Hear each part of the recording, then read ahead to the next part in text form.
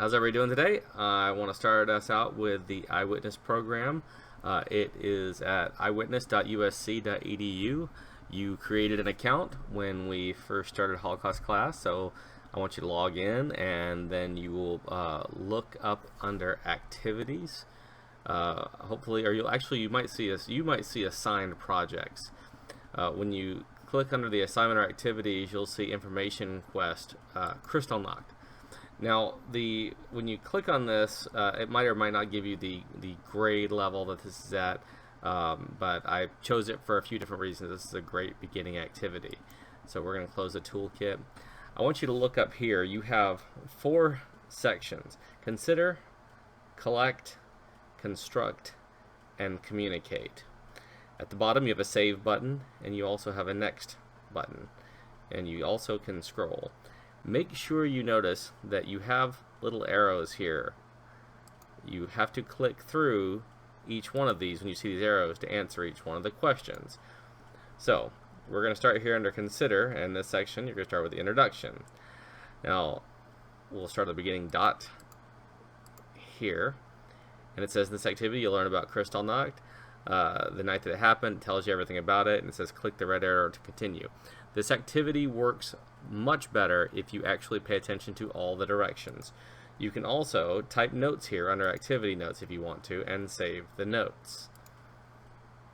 When you go to the next arrow, it will say which of the following is an example of a primary source, and you answer below, and then you click save. Alright, so example on this, I'm going to give you the answer, is going to be, the photograph to the left. This is considered a primary source. Now make sure it says click save, and then you would go to next. Okay.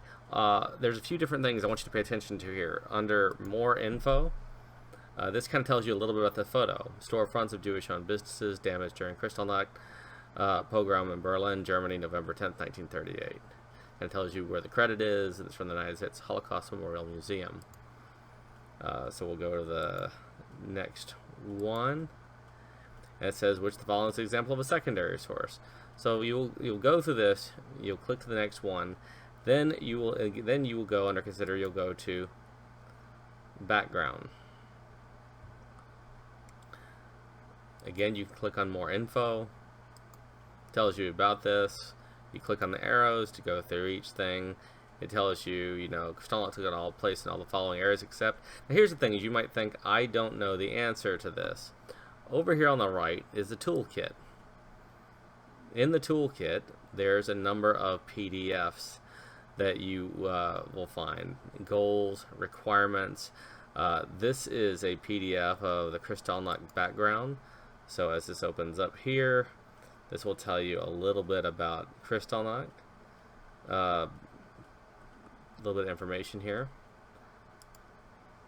Over here it tells you about, these are some bios of some of the people that you will be listening to. In case there are some words you don't understand, there's an encyclopedia here, also and a glossary as well to help you. And you can also keep notes on the side. You click new note.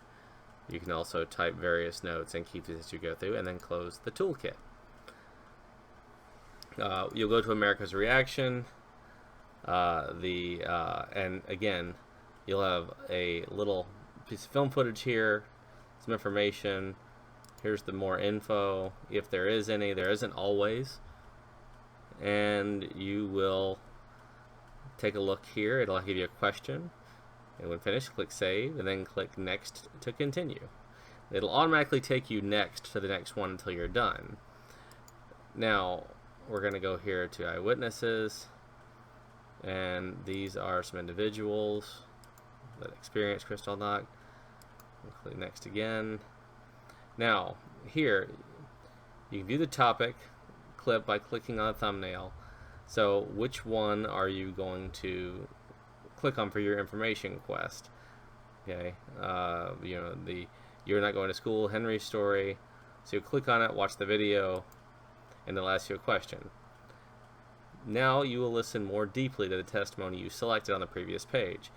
Okay, here you can add color, size, just follow the directions. Enter the words as you listen. Choose 8 words that explain or describe the person's experience in the chosen clip. So you type a word here and press enter. Here you select the size and color. Okay, that's one we selected. This is collecting. Now explain your collection. Okay, why did you choose these words? Provide 1 to 2 reasons in your response. Answer below. Okay. Next, construct your quest. Take a moment to think about the clip and the words that stood out. Now choose a title that fits your clip. And basically you're going to be titling the clip. What would you title this? Click the red arrow to continue. Don't click next, the red arrow. Okay. Now in 2 to 3 sentences, explain the space below why you chose that title of that quote. Once you've completed the task, click Save and the Next button. Okay. Now, here you're going to write a brief reflection on the testimony clip. Not to exceed 8 sentences. This reflection should expand on your reaction to the clip. This will be a description of your information, quest seen by your classmates. Answer the question, answer below, and then click Save. Okay, so here we've got a word cloud, so you pick your font here. Your collected words would show up here, and under your topics, and then what shape would you like them to appear in.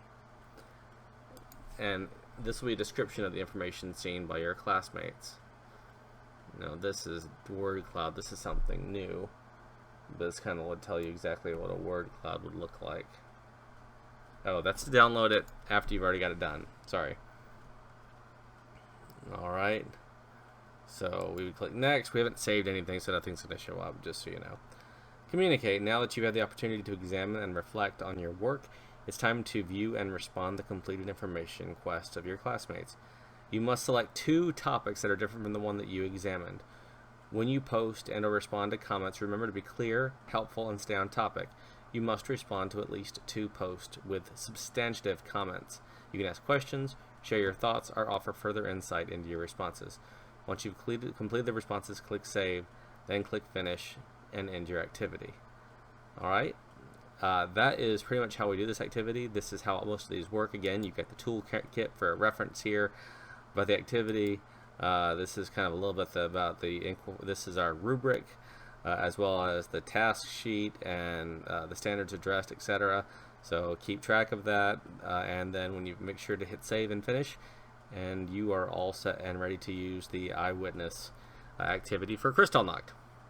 And that will be just about it.